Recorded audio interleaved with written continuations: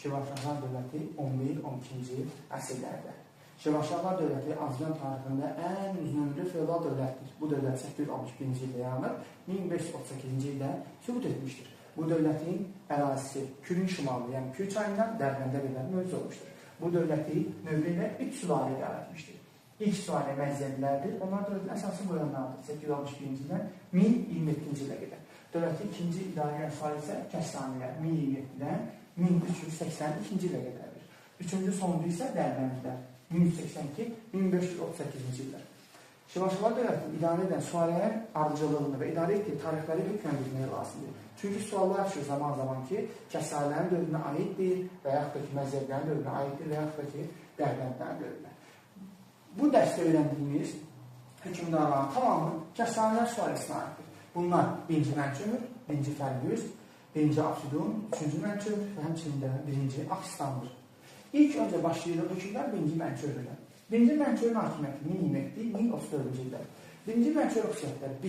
O, Şirvanşahlar dövlətində ilk Kəssanələr sülaləsinin nümayəndəsidir. 1-ci Mənçömür dövründə Şirvanşahlar dövlətindən dəfələrlə Slavyanlar yürüş etmişdir şimaldan. Slavyanlar yürüş etmişdir. İlk yürüş olmuşdur 1030-cu ildə. Slavyanlar 1030-cu ildə yürüş etmişlər və Bakıda həmçinin Kür və Araz çaylarının qovuşduğu yerdə döyüşlər olmuşdur. Bu döyüşlərin hər ikisində Slavyanlar qalib gəlmişdir. Növbəti yürüşləri isə 1032-ci ildə olmuşdur. Slavyanlar Alan tayfalarla birlikdə gəlmişlər. Paytaxt Şamaxını tutub qalib etmişlər. Dərbənd hakiminin köməyi ilə Şirvanşahlar Slavyanları qovmuşlar.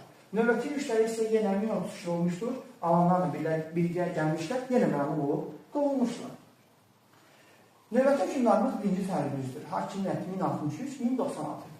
1-ci Fərgüzün dövründə, ötən dərsimizdə Azərbaycan tarixində, həmçindəki ümumi tarixdə Səlcuqlar bölməsinə qeyd etmişik.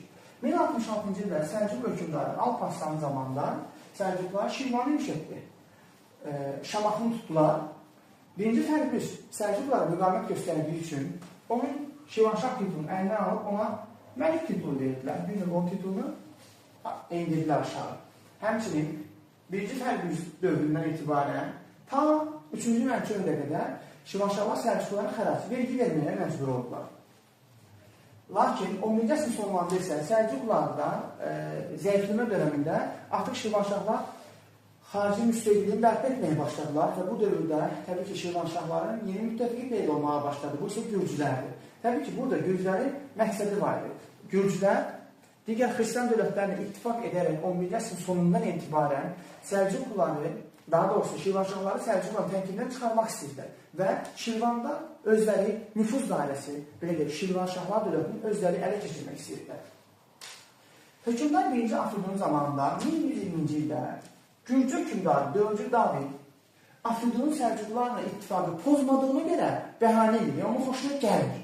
4-cü Davidin xoşuna gəlmir ki, Afridun Səlcuqlara hərəcə vergi verir və bunu bəhanə edərək o Şirvanı yürüş edir və Qəbələ şəhərini qayət edir. Daha sonra taxta çıxıb 3-cü Mənçömür 1120-1160. Nə baş verirsə bu 3-cü Mənçömürlə bağlıdır. Bunlar nə?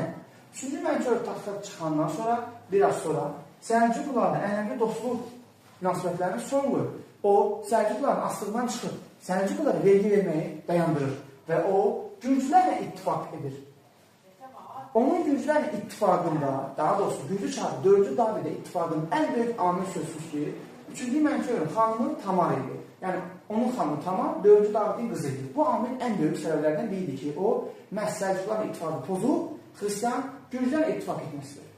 Bu dövrdə isə Cənubi Qafqazda Gürcülər, Qıpçaqlar, Asetinlər, Abxazlar, Bizans dövləti hamısı ittifaq edir. Təbii ki, Səlcuqlara qarşı. Təbii ki, burada məqsəd Səlcuqları Cənubi Qafqazdan Azərbaycandan qovmaqdır və burada xristian təsir altına salmaqdır bu əraziləri. Və müttəfiq xristian dövlətləri, adını çəkdiyimiz, qeyd etdiyim o dövlətlər, Səlcuqlar 1120-ci ildə Səlcuqları Didqor döyüşündə məğlub edirlər. Didqor döyüşünün nəticəsi çox ağır olur. Belə ki, bir il sonra 1122-ci ildə Gürcülər Tiflis müsəlman əmrliyi varlığına son qoyurlar. Sübut edir Tiflis müsəlman əmrliyi. Bu zaman isə Səlcuq hökmdarı Mahmud 3-cü Mənçömürü cəzalandırmaq üçün Şirvanı yürüş edir. Çünki o vergi verməyə dayandırmışdır. 1123-cü ildə Səlcuq hökmdarı Mahmud Mahmud Şirvanı yürüş edir. Lakin burada 3-cü Mənçömür müttəfiqi Gürcülər Mənçömürə yardım edir və Şirvan hökmdarı, Səlcuq hökmdarı Mahmud məğlub edilir və Şirvandan qovulur. Və 4-cü Davidin gözlədiyi fürsət əlinə düşür. 4-cü David Səlcuq hökmdarı Mahmudun Şirvandan qovulmasını israr edərək o 1124-cü ildə 4-cü David Gürcülərlə və daha doğrusu Gürcülərin bir yürüyüşü olur. 4-cü David Şamaxı, Şabran və bu ərazilərini tutmuş olur. Özü qayıtırlar ki, burada Gürcülər qarnizonlar, ordular qoyub gedir burada. Lakin 1125-ci ildə 4-cü Davidin ani ölümü Gürcülərin Şirvan arasına çıxıb getməsinə səbəb olur. Məsələ bundan sonra 12-ci əsrin ortalarında Cənubi Qafqazda, daha doğrusu Şirvanşah hökmdarı 3-cü Mənki ölümü zamanında Şirvanşahlar dövləti Cənubi Qafqazın ən güclü siyasi dövlətlərdən birinə çevrilmiş olur. Növbəti hökmdar 1-ci Akslandır.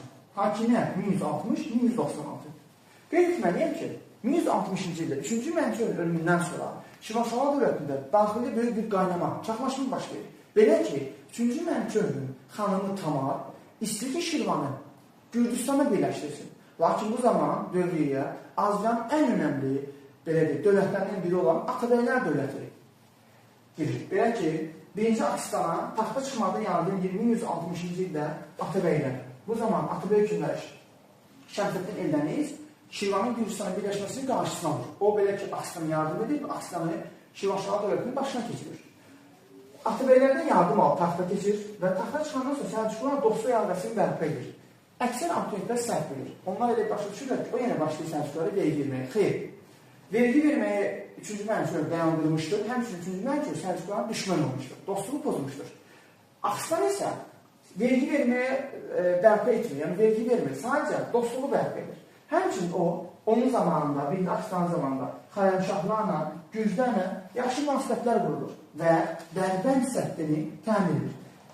1-ci Aksistanın Dərbənd səddini təmin etdiyinə görə o oxşarlıq təşkil edir. Sözsüz ki, Saqi hökmdarlarından Yusif İbn Əbüsac, çünki niyə? Saqilərdən Yusif İbn Əbüsac da Dərbəndi təmin etdirmişdir. Yəni, Saqilər və Şirvanşahlar Dərbəndi təmin etdirən dövlətlərdir. 1-ci Aksistanın dövründə 1173-cü ildə ölkəyə Gürcülər yürüşülür. Gürcü çarı 3-cü Georgi. Üzr istəyirəm. İlk öncə qeyd etməliyim ki, Aksistan özü birinci Gürcüstanın yürüşüdür. Burada səbəb isə oydu ki, 1173-cü ildə bu yürüşün səbəbi oydu ki, Gürcü hökmdarı 3-cü Georgiyə qarşı Gürcülər üsyan etmişdi, Aksistan ona yardım etməyə getdi. Həmçində 1175-də isə Gürcü çarı 3-cü Georgi Şirvana yürüşüdür. Burada səbəb isə Slavyanlara qarşı kömək. Belə ki, 1175-ci ildə Slavyanlar Şirvanşahlar yürüyüş etmişdir və Slavyanların yürüyüşünü dəf etmək üçün Şirvanşahlar dövlətinə Gürcülər yardım etdi 1175-ci ildə. 1192-ci ildə isə paytaxt Şamaxıda böyük bir zəlzələ oldu. Şamaxı dağıldı demək olar ki, Aksistan da dövlətin paytaxtını Şamaxıdan Bakı şəhərinə köçürmüş oldu. Bu da oxşarlıq təşkil edir AXC ilə, həmçinin Azərbaycan Respublikası ilə, həm də Azərbaycan SSR ilə. Niyə? Bu dövlətdən paytaxtı Bakı olmuşdur. Və bununla da Şirvanşahlar dövlətinin 11-12-ci əsrlər